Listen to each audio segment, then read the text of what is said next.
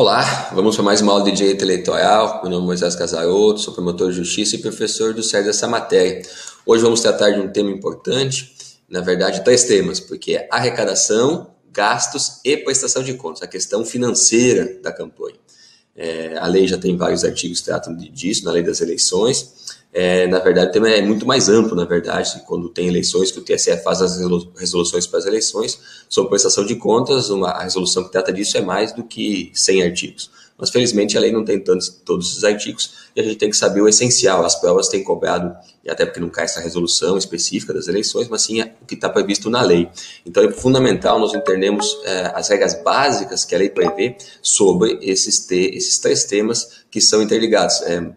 Digamos assim, até praticamente nessa ordem, a arrecadação, o gasto e, finalmente, a prestação de contas do que fez na campanha. Então, vamos compartilhar com vocês, novamente, um slide que ajuda a facilitar a compreensão da aula.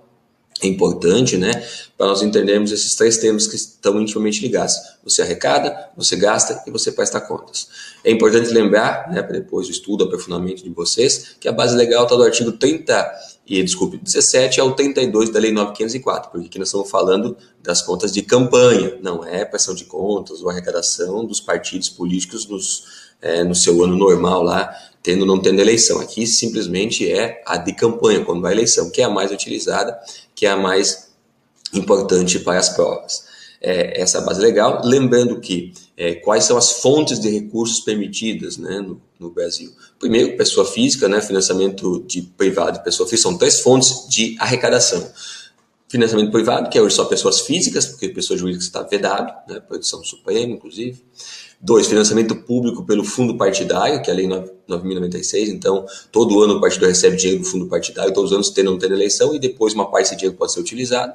E finalmente o maior recurso, na verdade, hoje é o financiamento público, que é o Fundo Especial do Financiamento de Campanha, que foi criado pela lei em 2017, que nós já temos um bloco de aula específica sobre esse tema. Então são as três fontes de recurso. Quais são as regras básicas, então, que precisamos saber, que são cobradas em provas, sobre esse tema? Primeiro, é saber quem faz esse cuidado da questão financeira, tá? Claro que os partidos têm as suas contas, vão cuidar também, mas basicamente na prestação de contas de campanha são os próprios candidatos que fazem isso. Então, o artigo 20 da lei, quando fala, da Lei 9.504, fala que o candidato ao cargo eletivo fará diretamente ou por intermédio de pessoa por ele designada, ou seja, ele pode nomear uma pessoa para fazer a administração financeira de sua campanha, é possível. Então, é o candidato que é o responsável, mas ele pode nomear uma pessoa, né? E é muito importante também perceber que o artigo 21 já diz, né, que o candidato é solidariamente responsável com a pessoa por ele indicada, naturalmente, né? Então, a prestação de contas de campanha dos candidatos é feita pelo próprio candidato ou uma pessoa por ele indicada. Em qualquer caso, obviamente, o candidato é solidário, né, porque ele é eminentemente o responsável primário pela prestação de contas. O que é uma coisa muito importante que tem que compreender da prestação de contas? Está no artigo 22, é a questão das aberturas de contas bancárias. Eu até falo abertura de contas bancárias porque não será só um. O artigo 22 fala que é obrigatório para o partido e os candidatos, porque o partido também movimenta dinheiro, ou seja, para repassar seus candidatos, vai passar pelo partido dinheiro também, né? Abrir conta bancária específica para registrar todo o movimento da campanha. Então, é pacífico isso, está na lei, o próprio TSE também regulamenta isso, inclusive, ele manda abrir, inclusive, uma conta para cada tipo de recurso. Então, vai ter uma conta, né, de acordo com o que receber. Uma conta para o recurso privado das pessoas físicas que depositam do próprio candidato, vai ter uma conta porque é movimentar o fundo partidário e uma conta para o fundo especial do financiamento de campanha. Então, você não pode, inclusive, misturar todo esse dinheiro porque são controles distintos e regras distintas. Então, cada tipo de recurso movimentado vai ter contas, essas três contas, pode ter três. Se o candidato usar só, imagine só recurso de pessoa física, só vai ter uma conta. Agora, se usar também fundo partidário, vai ter duas contas. Se tiver fundo especial de campanha, três contas. Então, o candidato pode ter até três contas para movimentar seu dinheiro. Isso é bem importante. Só tem uma exceção, que é raro acontecer, mas é importante estar na lei, pode cair na prova, que é no 22 do parágrafo 2º, que o disposto nesse artigo não se aplica nos casos de candidaturas a prefeito e a vereador em municípios onde não haja agência bancária ou posto de atendimento bancário, que é muito raro hoje em dia, mas pode acontecer uma cidade, em algum rincão, que não haja agência bancária ou atendimento bancário, aí está prefeito e vereador, ou seja, os outros cargos nem se discute, naturalmente são de âmbito estadual, né? Mas uma eleição municipal, se numa cidade for tão, né, afastado, né, a ponto de não ter uma agência bancária ou um posto de atendimento bancário, né, tem essa dispensa. raro acontecer, mas é importante saber porque, como está na lei, a prova pode cobrar. Então, a primeira regra importante para arrecadar: o candidato tem que abrir conta bancária. Essa é a regra básica. Mais do que isso, mas não é só ter a conta, vai ter que ter um CNPJ. O candidato, ele é distinto da pessoa física dele mesmo, né? Quando vier candidato, ele tem a pessoa física, né? Mas vai ter uma pessoa jurídica que é o candidato. E serve um CNPJ, a Justiça Eleitoral dá um CNPJ para ele. A segunda regra é importante, está no 22A. Os candidatos são obrigados à inscrição no Cadastro Nacional de Pessoa Jurídica, CNPJ. O parágrafo 1º diz quem vai dar isso, inclusive, para ele. Após o recebimento do pedido de candidatura, a Justiça Eleitoral deverá fornecer até 3 dias o número do registro CNPJ. Então, a Justiça Eleitoral manda para a Receita, que gera eletronicamente o CNPJ, e o candidato tem lá o número do CNPJ. E aí que é a regra de ouro para a arrecadação de gastos. Só pode arrecadar gastos, né? Quando tem o CNPJ e a conta bancária aberta. Essa regra principal, muito importante, que está no 22A, parágrafo 2º. Eu botei até em negrito, está aí, que é 22A, parágrafo 2º, fala o seguinte: cumprido o disposto no parágrafo 1º, que é ter CNPJ, né? E no parágrafo 1º do 22, que é ter conta bancária, ficam os candidatos autorizados a promover a arrecadação de recursos e a realizar despesas necessárias à campanha. Então, nem pode arrecadar e nem pode gastar antes de ter duas coisas, que é CNPJ e abertura de conta. Então, até botei como atenção, ou seja, ele se registra, né? Tendo o registro, sai o CNPJ. Sai o CNPJ, tem a conta. Tem a conta, pode arrecadar e pode gastar. Tá? Tem uma exceção? Tem, sempre tem uma exceção, né? Já vou explicar, que é o famoso crowdfunding. Mas essa é a regra básica e 99% dos casos vai ser isso. Para arrecadar, lembre da regra de ouro, né? Registrou como candidato, então só depois da candidatura, recebeu o CNPJ, abriu conta, aí pode arrecadar e pode gastar.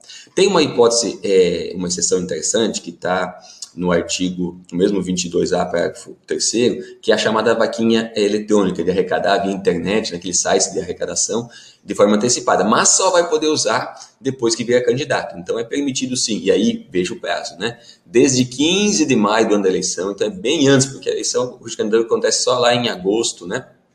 E depois vai ter o candidatura, CNPJ e conta. Vai ser lá do meio de agosto em diante. Mas aqui permite, mas aí não usa o dinheiro ainda. Olha lá, desde o parágrafo 3º, desde o dia 15 de maio do ano da eleição, é facultado, não obrigado, facultado aos pré-candidatos, e aí pré-candidato, a arrecadação prévia de recursos, na modalidade prevista no inciso 4º, do parágrafo 4º, do artigo 23, que é o crowdfunding. Mas a liberação dos recursos por esta entidade arrecadadora fica condicionada ao registro da candidatura. E a realização de despesas da campanha deverá observar o calendário eleitoral, que é justamente também ter conta. Então, mesmo que tu arrecade, permite antes, mas fica lá guardado na conta da empresa responsável por fazer a arrecadação da vaquinha virtual, e depois só vai ser liberado para o candidato, para a conta dele, depois que ele vier candidato. Então, é só uma hipótese de arrecadação anterior, não de gasto. Na hipótese prevista no parágrafo 3º, se não for efetivado o registro de candidatura, as entidades arrecadadoras deverão devolver os valores arrecadados aos doadores. Então, inclusive, não é nem o candidato que arrecada diretamente de uma conta dele, né? O crowdfunding são empresas especializadas que fazem vaquinha virtual e tem uma série de regras a elas impostas também. Tá? Então, isso é muito importante vocês entenderem. Tá? Essa forma de arrecadação prévia é uma exceção criada recentemente pela lei para uma forma de arrecadação. Muito bom. Vamos mais. De que forma, então, pode ser feita a arrecadação? O 23, parágrafo 4º fala: as doações de recursos financeiros somente poderão ser efetuadas na conta bancária mencionada no artigo 22 da lei por meio de. Então, veja, reforçando que só pode arrecadar por meio daquela conta que é obrigatória. Por meio de quê? Cheque cruzado e nominal ou transferência eletrônica de depósito, justamente para identificar o doador.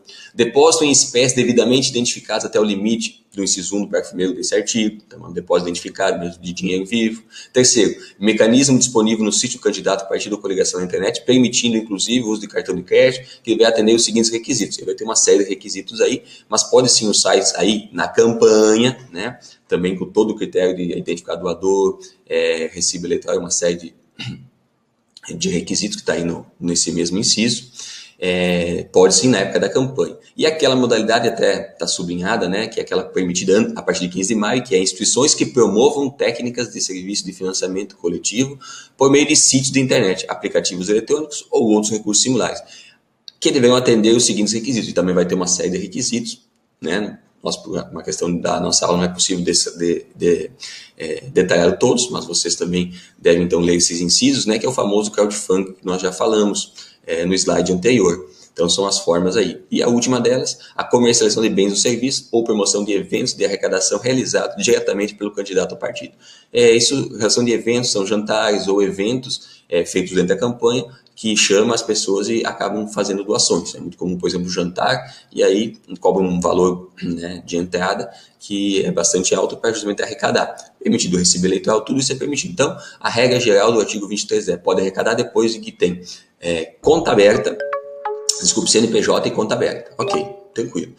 A única exceção é do inciso 4º, que é que você, a partir de 15 de maio, já pode fazer arrecadação por sites especializados, mas depois só vai liberar depois que vira candidato, que tem CNPJ e tem conta aberta. Lembra dessa regra de ouro? Com certeza acertarão a maioria das questões que tratam desta matéria. Muito interessante. Tá? E aí no 23 parágrafo 4º são as regras de cada uma das modalidades, mas tudo, lembrem, tirando o inciso 4º, todas elas só depois de ser candidato, ter CNPJ e ter conta aberta. Apenas a hipótese do inciso 4º, repito, é que você permite sites especializados arrecadarem, né, na modalidade do crowdfunding a partir de 15 de maio, certo? Condicionada a liberação do dinheiro ao candidato, né, virar registrado, ter CNPJ e ter conta bancária. Muito bem. Vamos mais. Tem algum limite? Isso é bem importante, né? Qual é o limite da pessoa física e do próprio candidato? Porque o candidato também tem algum limite, né? Não vai ser igual a pessoas físicas em geral. O 23 é muito claro quando fala disso, que pessoas físicas poderão fazer doações em dinheiro ou estimável em dinheiro, que é uma situação bem específica do Justiça Eleitoral que eu vou explicar para vocês em seguida, para campanhas eleitorais, observado o disposto nessa lei, tá? Dinheiro, naturalmente, né? Dinheiro. Mas o que é bem estimável em dinheiro? Quando a pessoa não doa dinheiro, deposita dinheiro para o candidato, mas entrega um bem para ele que tem um valor equivalente. Por exemplo, ao invés de dar o dinheiro, ele dá o santinho pronto. Ao invés de dar dinheiro, ele empresta um carro. Ao invés de dar dinheiro, ele dá uma quantia, ele empresta uma casa para usar como sede de campanha. Veja, o candidato não ganhou dinheiro diretamente, né? Mas ele ganhou um bem, né, que tem um valor comercial que, se ele fosse pagar, ele teria que lançar. Então, para não ter essa forma, é como se recebesse in natura a doação. Então, tem que lançar isso até para ter controle do que está gastando, para ter o limite total da campanha. Então, não é só o candidato vai ter que lançar aquilo que recebeu em dinheiro efetivamente ou bem estimado em dinheiro. Quando recebe um bem, por exemplo, recebe um imóvel para usar, ele estima o valor do aluguel daquilo lá, valor de mercado. Recebeu um carro, o valor de mercado do aluguel de um carro. Recebeu os santinhos, né, fisicamente. Ele vai ter que lançar proporcionalmente o valor de mercado disso. Por quê? Porque somado ao dinheiro vai dar o limite de campanha dele. Porque senão seria muito fácil, os candidatos não pegariam dinheiro dos seus doadores, pegariam tudo in natura e não entrariam no limite. Então tome cuidado, tem essa especificidade, essa particularidade da Justiça Eleitoral quando trata da arrecadação de gastos, que tem realmente o financeiro, né? Arrecadação de dinheiro. Tem o dinheiro em si, mas também tem o bem estimado em dinheiro. Muito bem. Qual é o limite das pessoas físicas doarem? Parágrafo 1º é muito claro. As doações e contribuições que trata esse artigo ficam limitadas a 10% dos rendimentos brutos feitos pelo doador no ano anterior à eleição. Tome cuidado, então, né? Cada pessoa física tem essa limitação. É do ano anterior à eleição, o limite de 10% do que declarou a receita, né, de arrecadação. Parágrafo 2º. As doações estimáveis em dinheiro, estou falando da estimável em dinheiro, do candidato, a candidato específico, comitê ou partido, deverão ser feitas mediante recibo assinado pelo doador, exceto na hipótese bem remota lá do parágrafo 6 do artigo 28, que depois poderão ver isso aí também. Mas veja então que a regra também, um bem estimado em dinheiro, vai ter que fazer um recibo e estimar que valor tem aquele bem in natura que está entregando. Parágrafo 2º-A. O candidato poderá, e agora tem um limite próprio do candidato.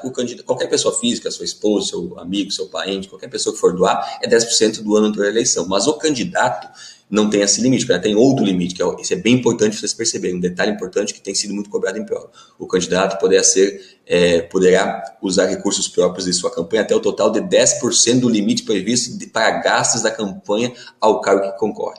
Todo candidato tem um limite, para vereador, para prefeito, deputado, tem um limite máximo de gasto. O limite do próprio candidato, doar, né, dele para a sua candidatura, é 10% total do gasto que ele pode ter. Então, imagine uma campanha que tenha para vereador no município, o limite de gasto para vereador seja R$60 mil.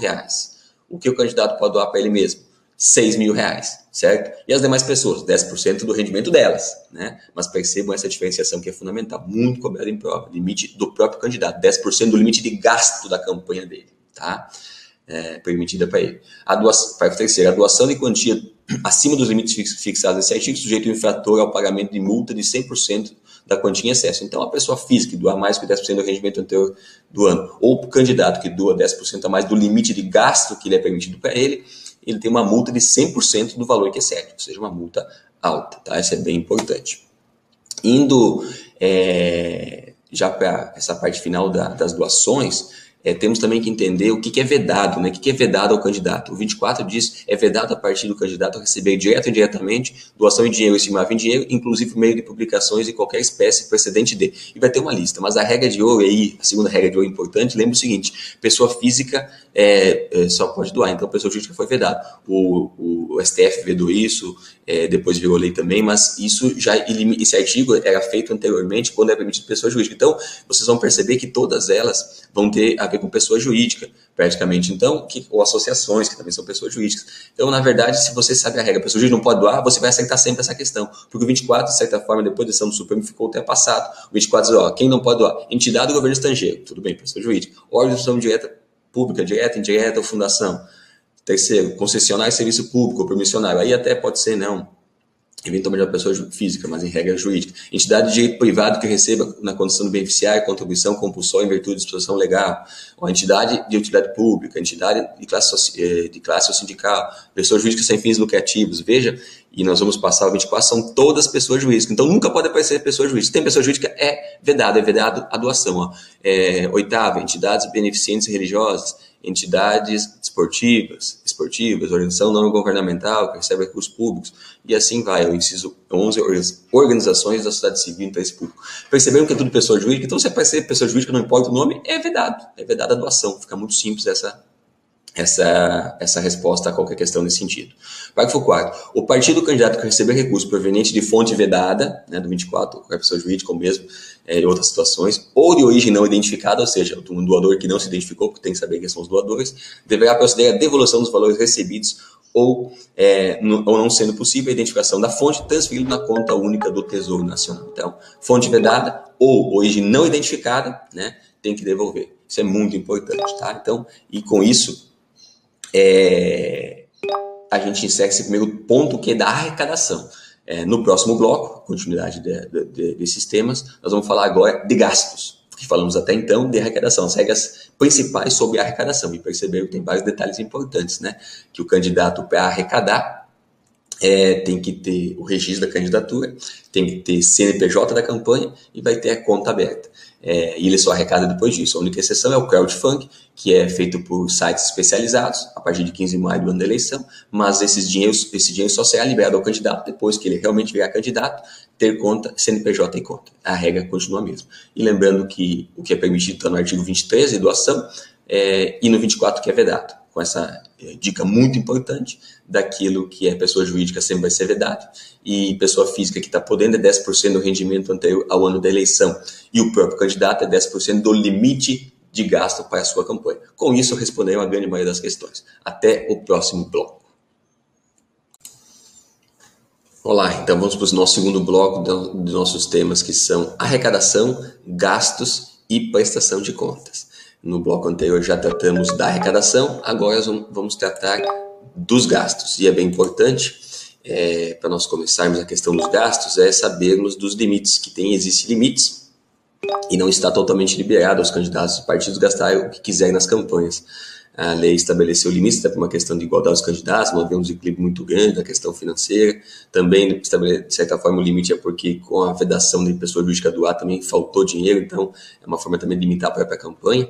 E onde aparece isso, né? Na Lei 9.504, o artigo 18 já deixa muito claro, né, que o limite de gastos de campanha serão definidos em lei e divulgados pelo TSE. Então, existe uma divulgação própria no ano da eleição que estabelece o limite de cada eleição. Diz que a lei vai estabelecer, nós vamos ter já um critério aqui, que já foi colocado na própria lei, e outros o TSE, a partir do que é estabelecido em lei, faz os cálculos e atualizações e vai publicar todo ano qual é o limite para cada cargo. Uma eleição municipal vai ter o limite para prefeito e para vereador para cada município, né? Existe um limite individual para cada município, de acordo com o tamanho, de acordo com o que gastaram em eleições anteriores, existe uma série de requisitos. Isso é bem interessante, portanto, não é um valor fixo, e nem vai cair na prova, portanto, qual é o limite para vereador, para prefeito, porque são mais de 5 mil limites para cada cargo ali, que vai ser em disputa do prefeito, e mais de 5 mil limites também para vereador numa eleição municipal. E assim também na eleição estadual, numa eleição nacional, porque não são limites previstos em lei diretamente, genericamente, sempre o mesmo valor, mas vai variando a cada ano. Então, é importante entender que há limite. A lei e o TSE vão estabelecer os limites para cada eleição. O 18A. São contabilizados nos limites de gasto da campanha as despesas efetuadas pelos candidatos e efetuadas pelos partidos que podem ser individualizadas. Então, o que vai entrar no gasto? Tudo que o candidato usar para ele e também aquilo que o partido utilizar individualmente para algum candidato pode ser individualizado. Se ele o partido faz, por exemplo, santinho, né, especificamente para um candidato, esse candidato tem que lançar lá como gasto dele, né, nem que seja bem estimado em dinheiro, que nós já falamos sobre isso, porque foi um bem in natura que ele recebeu, justamente para dar o limite de gasto. Parágrafo fundo talvez é o mais importante de vocês saberem. Por quê? Porque antigamente se contava, depois veio uma lei na última reforma eleitoral que disse que não conta, que não entra no limite, porque estavam gastando muito com isso e eventualmente estava passando limite por causa de gastos com advocacia e contabilidade. Então, naturalmente que a campanha, né, o candidato vai gastar com advogado para alguma ação, que seja para fazer ou para se defender, e também com contabilidade para fazer a prestação de contas, mas não entra na campanha. São serviços técnicos que não são, porque nós temos muito controle eventualmente sobre isso, não são contabilizados. Então, isso tem caído muito em prova porque é excluído do limite de campanha. Parágrafo fundo 18A. Para fins dispostos no caput desse artigo, os gastos advocatícios e contabilidade referentes à consultoria, assessoria e honorários relacionados à prestação de contas em campanhas eleitorais e em favor dessas, bem como o processo judicial decorrente das defesas dos interessados, dos interesses dos candidatos ou partidos políticos, não estão sujeitos aos limites de gastos ou limites que possam impor dificuldade ao exercício da ampla defesa. Naturalmente, usou o princípio constitucional da ampla defesa justamente porque imagina ele ter que se defender em um ou mais 2, 3 ou 5 processos. Se tivesse um limite para gastar com advogado, ele fica indefeso, né? Então não pode, esses gastos não entram. Gravem bem esse detalhe. Gastos com advogados e contabilidade não entram no limite de gastos. Você eventualmente você arrecadou o candidato, ele gastou, mas ele não entra naquele limite se ultrapassou no limite permitido para cada tipo de eleição que disputa. 18B. Importante também que se gasta mais também tem a sanção. Olha que interessante, 18B. O descumprimento dos limites de gastos fixados na campanha acarretará o pagamento de multa equivalente a 100% da quantia que ultrapassar o limite estabelecido, sem prejuízo da apuração da ocorrência de abuso do poder econômico. Então, além da multa de 100% do valor que excedeu, pode também apurar abuso do poder econômico. Numa AIGE do artigo 22 da Lei 6490, que é uma ação, o abuso do poder econômico pode, nesse caso, inclusive, levar à cassação do registro ou diploma. Isso é muito interessante. Então, eventualmente, um candidato abusar do dinheiro, né, pode tirar até a cassação do registro do diploma através de uma ação própria específica que vai apurar realmente se ele abusou do poder econômico. Vamos mais. A lei também, ela fala, inclusive, de um dos limites, aqui já na própria lei já fala, aonde vai se buscar esse limite da campanha, 18C. Os limites de gasto na campanha dos candidatos à eleição a prefeito e a vereador, na respectiva circunscrição, serão equivalente ao limite dos respectivos cargos nas eleições de 2016, atualizado pelo Índice Nacional de Proteção ao Consumidor, que é o IPCA, aferido pela Fundação, né, do IBGE, ou o índice que substitui. Então, a PFL já botou um critério. Qual é o valor para prefeito e para vereador? É o que gastar, é o limite de 2016, que o próprio TSE já tinha fixado, né? Tinha os limites já fixados, e aí você vai atualizando. Então, desde 2016, vai atualizando os valores. Cada eleição é feita uma atualização do valor. E assim também para os demais cargos. É feito todo o ano da eleição, o TSE emite uma portaria com base nesses artigos de lei, que vai atualizando conforme os índices oficiais, o que é muito interessante. Parágrafo único. Interessante. Nas campanhas de segundo turno das eleições de prefeito, onde houver atualmente, o limite de gastos para cada candidato será de 40% previsto no caput desse artigo, porque estabelece um limite para a campanha, né, para vereador e para prefeito, por exemplo. Agora, se tem segundo turno, de cidades que tenham mais de 200 mil eleitores, que pode ter segundo turno, naturalmente não dá para ter o mesmo limite, porque tem um segundo tempo, um segundo round.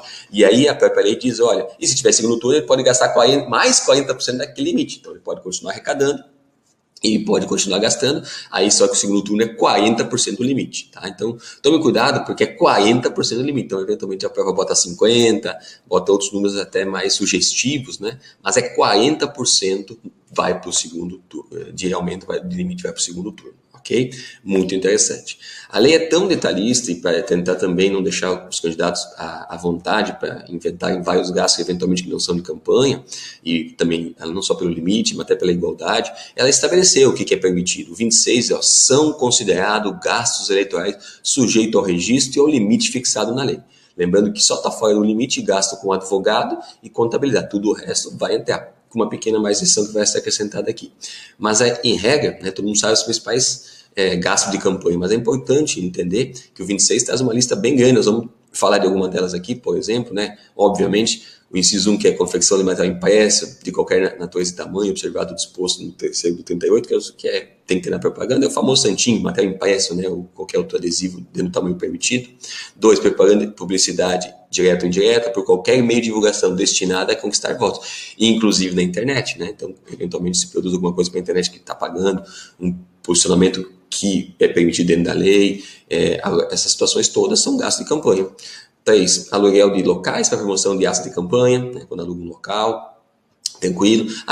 Se usou e não pagou, ganhou de alguém o local, aí é bem estimado em dinheiro, também tem que aparecer.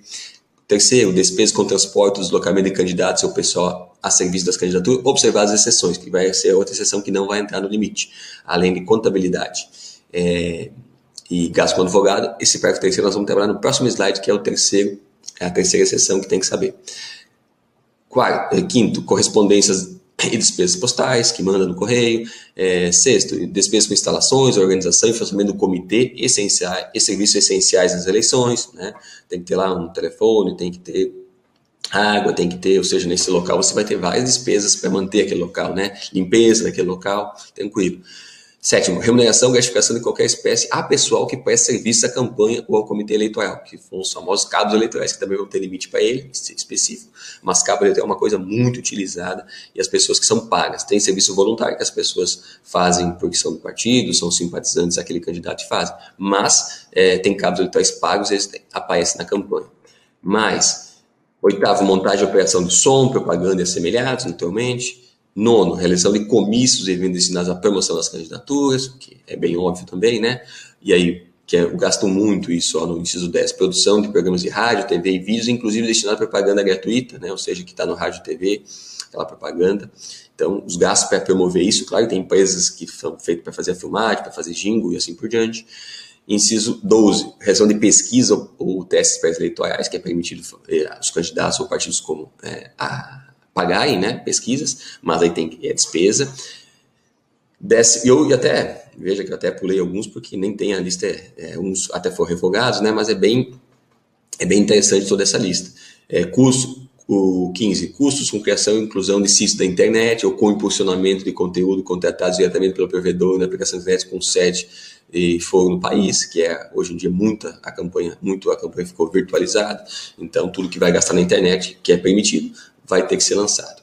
Agora, olha que interessante, o que vocês devem ficar muito atentos. Fica muito óbvio, naturalmente, o que é gasto, mas percebo que é muito importante. Já falamos de uma exceção que não entra na campanha, duas, na verdade, né? Não entra no limite de campanha, gasto com advogado e contabilidade. Mas olha o parágrafo 1º, né? São estabelecidos os seguintes limites, também, ou seja, o limite individual, depois vai ter o parágrafo 3º também, a outra exceção. São estabelecidos os seguintes limites com relação ao total do gasto da campanha. Então, tem um limite interno, um subteto, que é alimentação de pessoal que presta serviço de candidatura e aos comitês eleitorais, 10%. Então, só pode gastar no máximo com alimentação do pessoal de candidaturas até 10% do limite do seu gasto. Aluguel de veículos automotores, 20%. Isso é bem interessante, é um subteto interno. Aqui eu acabei não falando aqui, mas acabei não botando no slide, mas eu repito aqui a exceção do 26, parágrafo 3º, que também não entra no gasto da campanha, que é a terceira exceção, que vocês devem saber. Olhem lá no 26, parágrafo 3º, que é justamente o candidato, o carro próprio dele e o combustível gasto nesse carro dele, tá? Porque se os outros carros vai ter tanto o aluguel do carro como o combustível. Mas a terceira exceção que eu falei para vocês, tem que saber, que está no 26, parágrafo 3º, é justamente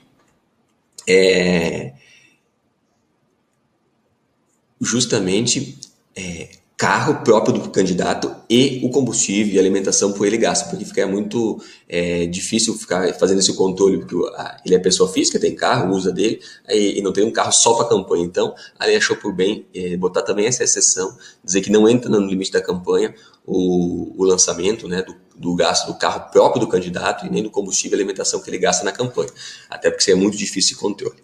Muito bem. O que também é importante, então? Nós já passamos aí bastante coisa de gastos. Do gasto, em resumo, né? O gasto é um gasto controlado. O gasto controlado, para vocês entenderem como é que funciona, é basicamente ter duas coisas. Primeiro, que o gasto tem um limite, né? O limite, a lei e o TSE, cada ano da eleição, estabelece qual é esse limite individual para cada cargo. Muito bem. Não pode ultrapassar esse limite, né, sob pena de 10%, sob multa de 100% do valor. E esse gasto tem uma série de regras. O gasto não é totalmente liberado. Tem uma série de coisas que a própria lei diz quais são os gastos permitidos. E existe um subteto interno para alimentação, aí no parágrafo 1º de alimentação dos cabos eleitorais, das pessoas que trabalham, também o limite de teto para aluguel de veículos automotores. Muito bem. E lembrar as coisas mais importantes desse ponto, são as exceções, 3 que não entram no limite, que é gasto com contabilidade, advocacia e, né, as despesas do candidato, do seu próprio carro, de combustível e de sua própria alimentação, porque aí ficaria difícil o controle separar no dia a dia, que a pessoa física, pessoa jurídica, candidato, no dia a dia. Então, isso está excluído, muito importante.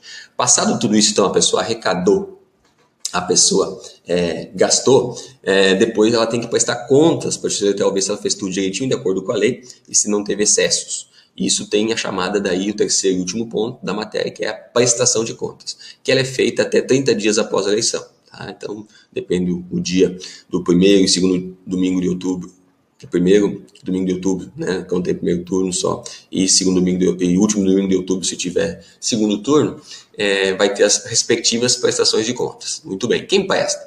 Presta os candidatos, obviamente, seja majoritário, proporcional, todos os candidatos que participaram da eleição têm que prestar contas, mesmo que renunciaram, todos que fizeram, que foram candidatos, têm que prestar. E os partidos. Por que os partidos aparecem? Porque os partidos, na verdade, eles que recebem o dinheiro do fundo partidário, recebem dinheiro do Fundo Especial de Ação de Campanha, ou mesmo tem dinheiro que recebeu anteriormente e vai passar para a campanha. Então, naturalmente, os partidos também prestam conta do que eles aplicaram na campanha. O que é importante no 28, parágrafo 4º? Os partidos políticos, as coligações, são obrigados, durante as campanhas eleitorais, a divulgar no sítio criado pela Justiça Eleitoral para fins, para esse fim, né, na rede mundial de computadores, na internet. Ele tem que fazer o chamado prestação de contas parcial, ele tem que indicar também de quem ela recebeu, ou seja, para ter transparência, a prestação de contas não se dá só naquele momento final, né, de 3 dias depois que faz a arrecadação, gasto, faz o fechamento total, lá é a conferência final, mas anteriormente, até para ter mais transparência, fala que eles têm que divulgar na internet antes.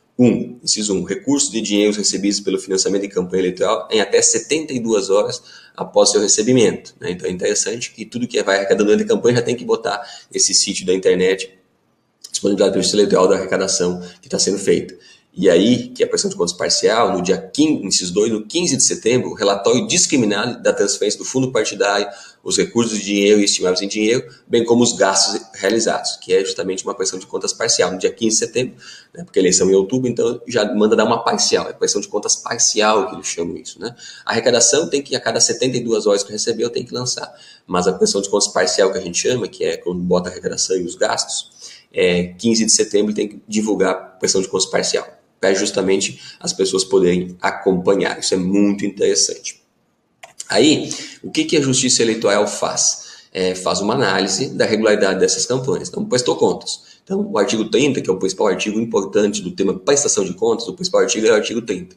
Porque o artigo 30 fala o seguinte: a Justiça Eleitoral verificará a regularidade das contas e decidindo pela aprovação quando estiverem regulares. Ok? Então, arrecadou, gastou e prestou contas. Entregou lá, a Justiça Eleitoral vai fazer uma análise técnica disso, né, com participação do Ministério Público, até o juiz dar uma sentença final. Pela aprovação, quando estiver regular. Mas não é só isso, tem 2. Pela aprovação com ressalva, quando verificadas falhas que não lhe comprometem a regularidade. São pequenas falhas formais ou erros materiais que não comprometem a validade. Num conjunto da prestação de contas, são pequenos erros que vai ter aprovação com ressalva. Então é muito interessante, porque não é comum aí no direito ter esse tipo de sentença. Então, na prestação de contas, vamos ter que conhecer esses tipos de sentença. A primeira, óbvio, aprovação das contas. A segunda já tem aprovação com ressalvas. Mas olha o terceiro, pela desaprovação, que também é óbvio, né? Quando falhas verificadas, né? Comprometem o regular, falhas graves, né? De recursos vedados, de recursos não identificados, gastos ilícitos, coisas que não pode, excessos, muito excesso. Então, você tem aí a desaprovação, né? Desaprovação. E talvez a mais diferente de todas é pela não prestação. O que é a não prestação? Quando o candidato não presta. Então, o inciso 4º fala, quando não apresentadas as contas, após a notificação emitida pelo Justiça Eleitoral, na qual constar a obrigação da espécie de prestar contas no prazo de 72 horas. Então, todos que concorrem têm que apresentar. Se não apresentou, ainda é intimado, dá uma chance mais, né?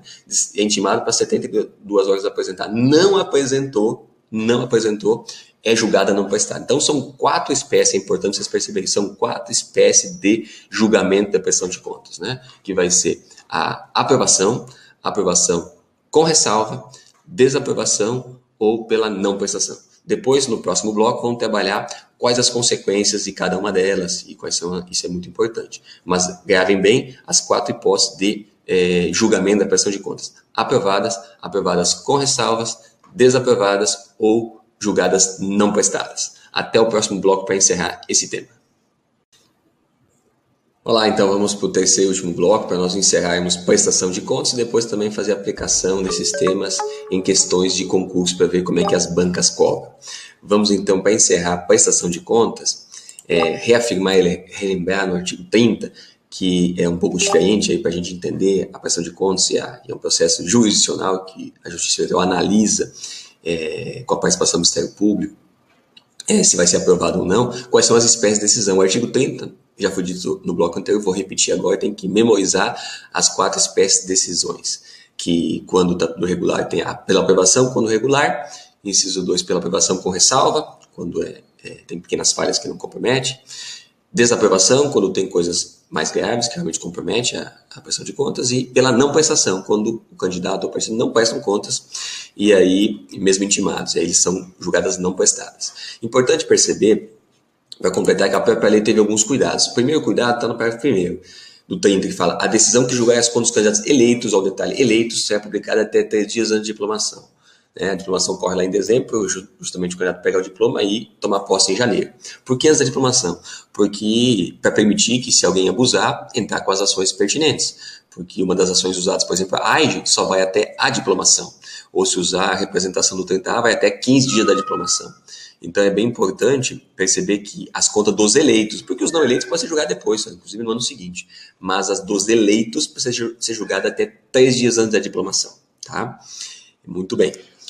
Outro cuidado que a lei teve, para não ter muitas formalidades e desaprovar por qualquer coisa. O parágrafo 2º fala: erros formais e materiais corrigidos não autorizam a rejeição de contas e a cominação de sanção a candidato ou partido. Então, erros formais ou materiais corrigidos não há problema nenhum.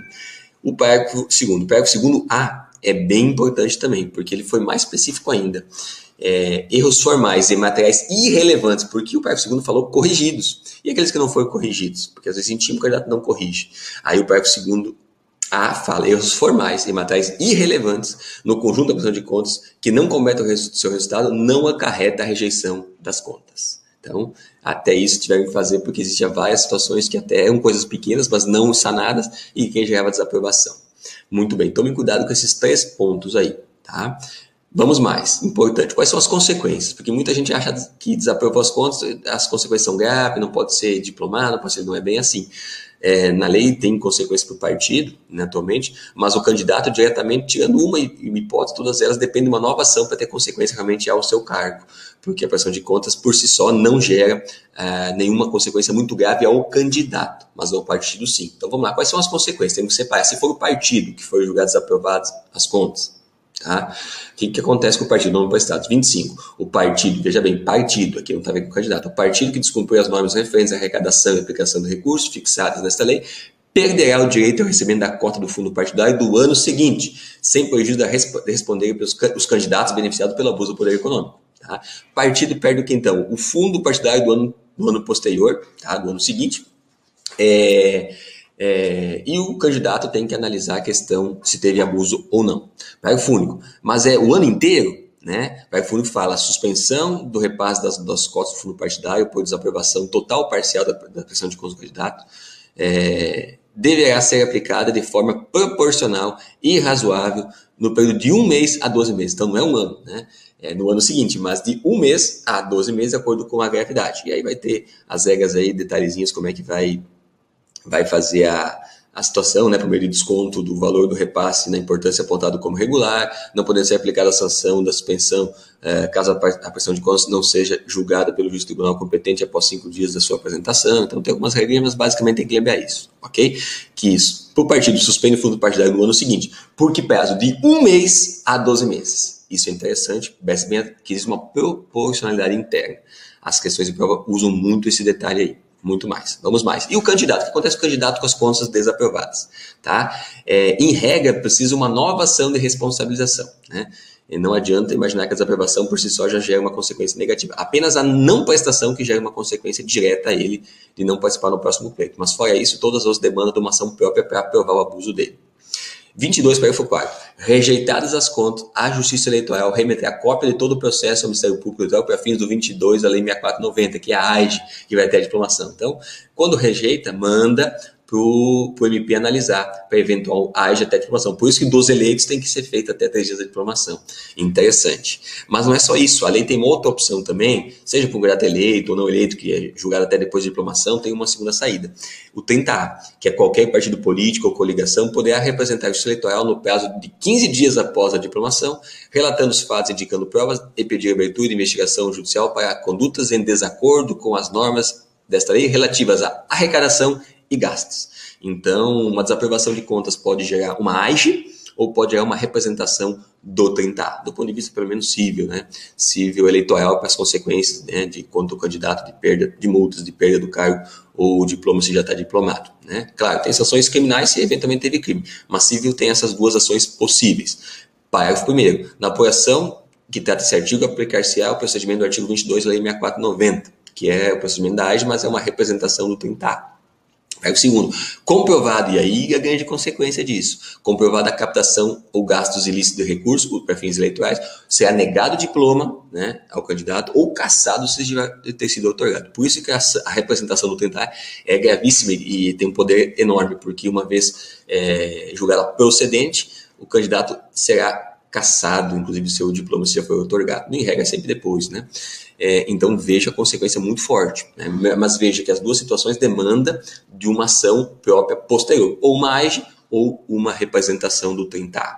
A única hipótese que tem uma consequência direta ao candidato, que não precisa de uma nova ação, é uma interpretação que o TSE já fez, inclusive está simulado, né? Que é só no caso de decisão que julga as contas não prestadas de campanha, impede o candidato de obter a certidão de quitação eleitoral durante o curso do mandato para o qual concorreu, persistindo esses efeitos após esse período até a efetiva apresentação das contas.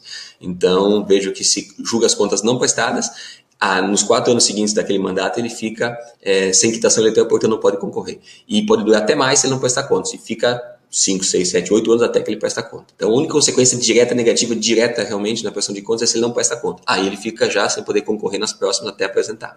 Agora, mesmo que ele apresentando os 4 anos, nos primeiros 4 anos ele não pode concorrer por falta de quitação. Aqueles 4 anos seguintes que ele não concorreu, pelo qual concorreu, ele fica fora. Então perceba bem, se as contas são aprovadas ou aprovadas com ressalva, não tem consequência nenhuma. Se elas for desaprovadas, elas dependem de uma ação própria para eventualmente atingir o candidato. E apenas na hipótese de contas não julgadas é que tem uma consequência direta. Então é isso, vocês têm que ficar bem atentos, inclusive essa súmula é muito, muito, muito cobrada.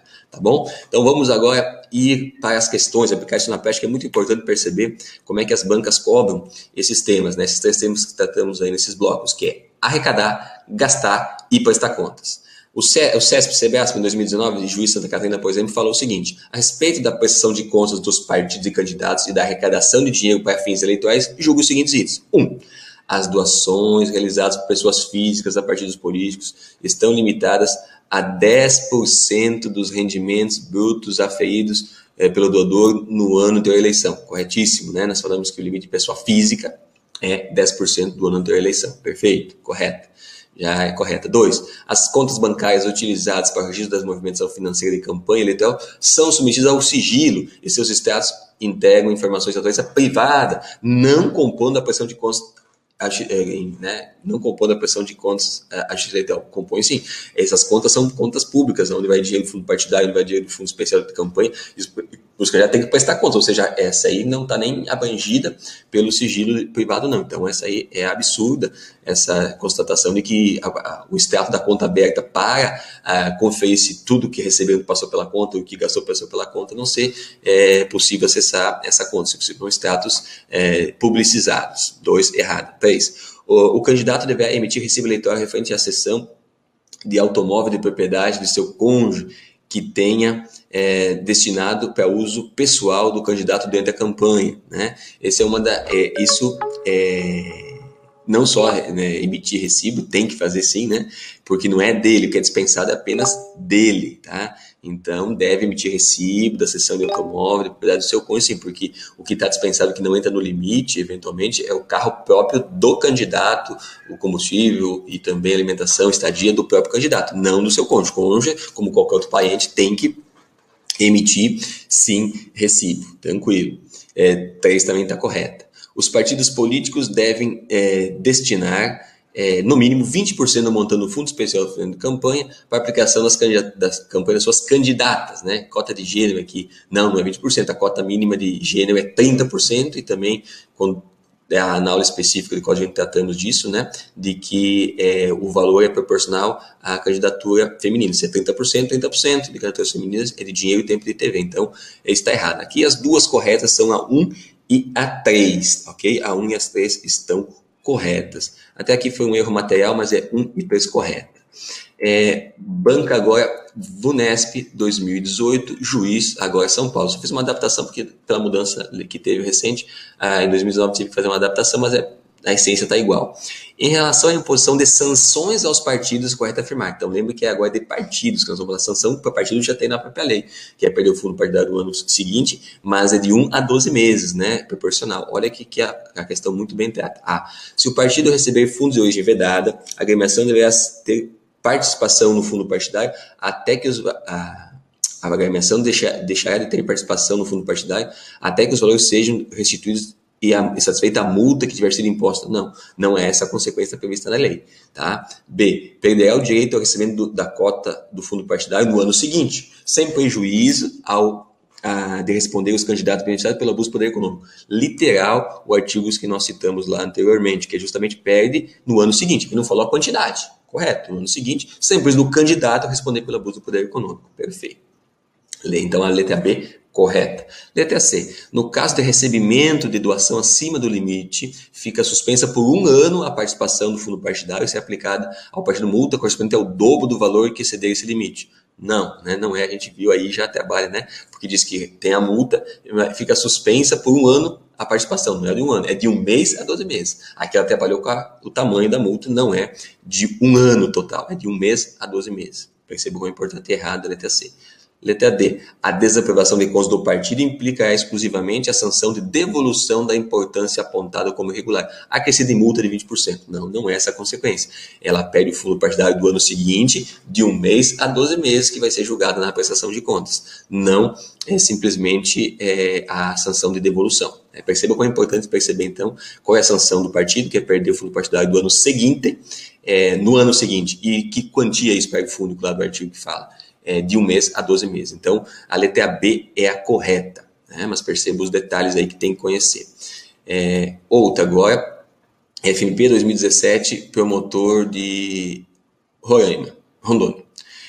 Assinale é incorreta. A Justiça Eleitoral verificar a regularidade das contas de campanha decidindo, então são as espécies de decisão, mas assinale a incorreta, né? Então tem que assinar incorreta. Então, vamos lá. A Justiça Eleitoral pega a prestação de contas e vai analisar. Primeiro, decidindo pela A, aprovação quando tiver regulares, correto? Regular, correta. B, pela aprovação com ressalvas, quando verificadas as falhas que não lhe comprometem a regularidade, correto? Portanto, podemos assinalar porque assinale é incorreta. A está correta, a B está correta, não podemos assinalar. C, pela desaprovação, quando verificadas falhas que lhe comprometem a regularidade, declarando a inelegibilidade do candidato. Opa! Letra C aí tem um erro gravíssimo. É desaprovação quando tem falha grave, ok. Mas olha a consequência que está dizendo, declarando elegibilidade. Não, para qualquer consequência, eles falam muito claramente, tem que ter uma nova ação, ou tem que estar com uma AGE, ou tem que ter uma representação do tentar. Não existe uma consequência direta da desaprovação. Olha que pergunta muito inteligente. Então a C está errada, é a C que tem que ser assinalada. É incorreto dizer que uma desaprovação já gera a inelegibilidade do candidato. Não, sempre depende de uma ação própria posterior, ou uma AGE, uma representação do 30A. Letra C é para assinalar. Nós vamos seguir para até compreender o restante também e perceber onde eles botam alguma falha. Letra D. Pela não prestação, quando não apresentadas as contas após a notificação emitida pelo Justiça Eleitoral, na qual constava a obrigação expressa de prestar contas para 72 horas. Está correto, então a gente não pode assinalar ela, porque justamente a contas não prestadas, ele é intimado 72 horas para prestar. Não prestou, é julgada não prestada, que é a única hipótese que tem uma consequência direta na súmula 42 do TSE, que fala que no mandato para qual concorreu naqueles 4 anos seguintes, ele não tem quitação eleitoral, ele não pode concorrer na próxima eleição. E vai perdoar esse efeito após 4 anos se ele continuar não prestando contas. Muito legal. Porque ele pode sim, possivelmente, regularizar e apresentar as contas, né? Letra D é uma afirmativa correta e, portanto, a gente não pode assinalar. Letra E, pela não rejeição das contas que na prestação apresentar erros formais ou materiais irrelevantes que não comprometam o resultado, que é exatamente um daqueles parágrafos que eu falei para vocês ficarem atentos, é justamente falhas formais ou materiais corrigidas ou mesmo não corrigidas irrelevantes, elas não podem gerar a rejeição das contas. Então, não pode rejeitar por esses motivos. É uma assertiva que está correta, portanto, a gente não pode assinalar, tendo em vista que tem que assinalar a incorreta. Mas veja que pergunta inteligente, e outras bancas também fazem quando falam da prestação de contas do julgamento, para a gente entender importante essa nomenclatura própria da Justiça Eleitoral, de que o julgamento das contas levam à aprovação, a aprovação com ressalvas, e a desaprovação e a julgamento de contas não prestadas. E as consequências disso é muito importante atentar. Tá? O último detalhe apenas é que tanto para a AGE ou quanto para a representação do 30A, não depende necessariamente da desaprovação das contas, porque isso pode acontecer de alguém não concordar, alguém recorrer ou achar outras situações que entendam cabível a ação, mesmo que as contas forem aprovadas. Ou seja, as contas aprovadas não é uma condição necessária ou desaprovada para entrar com as ações, porque as ações são independentes. A lei deixa muito claro em relação a isso, porque pode ser uma coisa descoberta depois. Imagine que um candidato preste as contas, todas as informações do carregador e gastou, e fecha tudo certinho e é julgado aprovado. Só que depois se descobre que ele omitiu uma receita, omitiu um gasto, se descobre posteriormente. Naturalmente vai ter ação mesmo que as contas forem aprovadas. Então, não é condição sine qua non as contas sendo desaprovadas para entrar com a ação. Pode ter ação independente da aprovação ou desaprovação. Assim como também a simples desaprovação não é necessariamente da ação, porque uma desaprovação pode ser muito pequena, que não gera, por exemplo, uso do poder econômico, ou uma situação que entende o legitimado para entrar com a ação. Portanto, só que pese, a gente falou bastante das consequências, pode entrar com a ação? Pode, sim, mas a análise das ações são independentes do resultado da prestação de contas, certo? A prestação de contas é uma condição específica, tem as consequências para o partido e para o candidato, e uma vez, claro, o indicativo maior quando desaprovadas, né, ou não prestadas, é um indicativo maior que pode ter uma ação, mas não é uma condição sine qua non pelos exemplos aqui que eu mencionei. Com isso, nós encerramos esses temas arrecadação, gastos e prestação de contas e questões aplicando isso, que é muito importante, a aplicação na prática e perceber como as bancas exploram isso. Muito obrigado, até a próxima.